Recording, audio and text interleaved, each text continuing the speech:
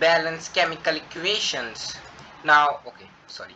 So, if you were, if you have ever been into the class 10th or 12th, basically high school, you know how irritating are these chemical equations really. Now, maybe some of you guys don't really think they are hard, really hard, but except I was the one who thought they were hard until I learned the trick to solve them.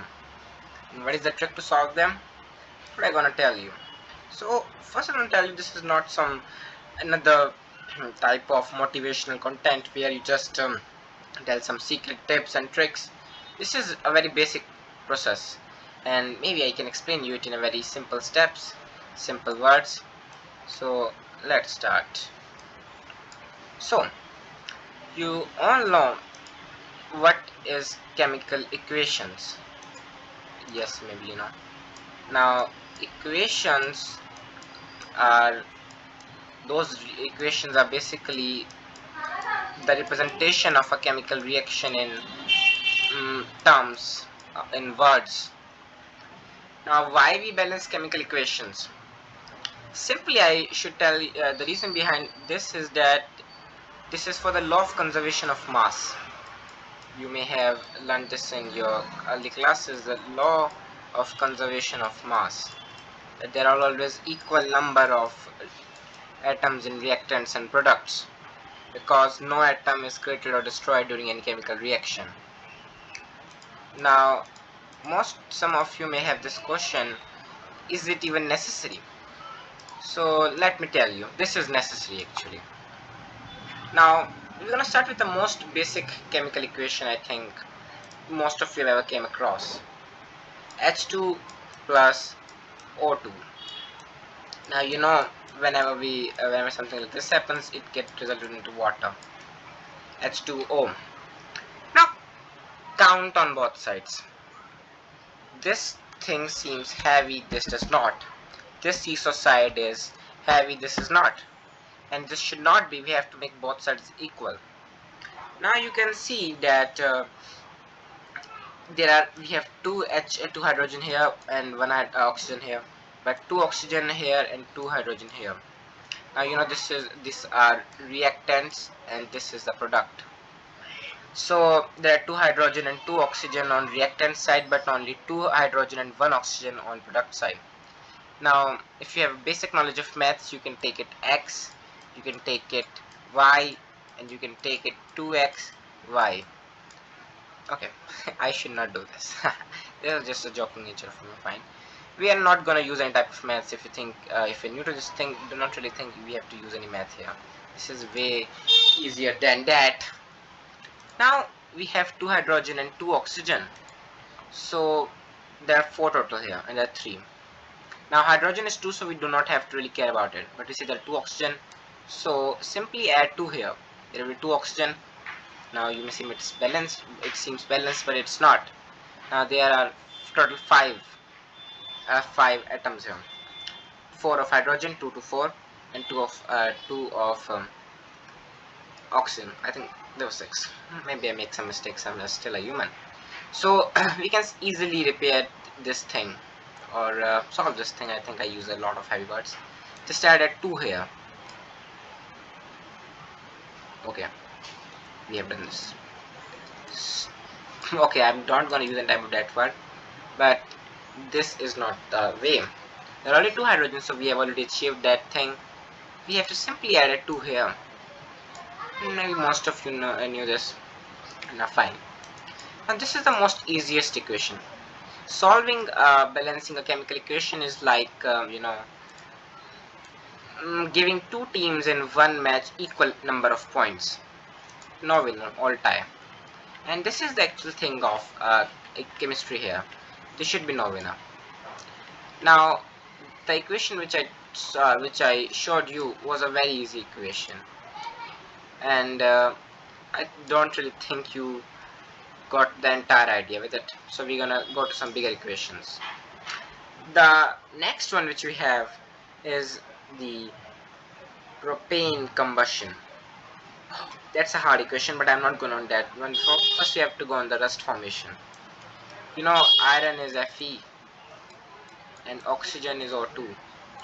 Now this is Fe3 at the third, the 3 valency iron, ferric, your ferric iron, But whenever this happens, we get rust, Fe2O3, ferric oxide. Okay, it's very easy actually. You all know, as I told you before, use that seesaw rule. There is 1 iron here and 2 oxygen here. There are 2 iron here, so basically add 2 here. So then now we have 2 oxygen, but there are 3. You can see there are 3 oxygen atoms here. What we can do here simply, it's very simple. We can add a 2 here and add a 3 here. We have 6 iron ions. But now there are 4 iron ions here. Again, very easy guys. You don't have to take any tension. Just go grab the pencil, grab whatever you're using on, and add a F here. Oh, what the where did that happen? Oh, sorry. So just a 4 here. There are 4 iron atoms on this side, 4 on this, 6 oxygen there, 6 oxygen here. So we have achieved it. And this was also pretty easy equation, but we have the boss here. The boss is who we call propane combustion. Now propane combustion is very tricky for many beginners here. Maybe you can solve it in first step. I solved it in first actually, so I'm accepting the truth. Now I was really okay. What the? Now this is stories that I'm a really good science student actually. Science is much better than maths if you really see. So uh, this is C actually. So sorry, CO2. This is the propane combustion. You know how propane is burnt in air. So this is propane. This is oxygen, air, basically carbon dioxide and hydrogen. This is what we get when there's the reaction propane combustion. Now this thing seems tricky because of this thing. Even odd problems. No problem, we're gonna solve it. Let's take it. Now there are 3 C here, but 1 C here. Simple. Give it a 3 here. Now there are 3 carbon here, 3 carbon here, and you can also see there are 3 oxygen here. There are actually 6 oxygen here, but there's a 7th here. You'll see it again, but you can see again there are 8 molecules of hydrogen. So basically, before completely getting into the action scenario, also see the complete picture. My friend, you can see there are 8 hydrogen here, and when this 2x is equal to 8, we know x value is 4. So now you can see there are 3 carbon molecules here and here, 8 hydrogen, and how many oxygen? 2 here, 6 here, and 4 here. You get 10 on the product side, but only 2 on the reactant side. Product side, I think actually, yeah, 2 on reactant side. Basically add a 5 here. And we got it! Okay, fine. Sorry for this.